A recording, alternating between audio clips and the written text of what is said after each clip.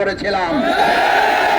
আমরা আজকে সেই ইসরায়েলকে স্মরণ করিয়ে দিতে চাই, ইসরায়েল তুমি হয় থেমে যাও, না হলে তোমাকে ফেরাউন, নমরুদ, আদ এবং সামুদ জাতির মতো তোমাকে থেমে যেতে হবে। ইসরায়েলের আজকের এই হুঙ্কার, নেতানিয়াহু যেটা বলেছে অহমিক এবং দম্ভ করে, এটা শেষ নয়, এটা শুরু মাত্র।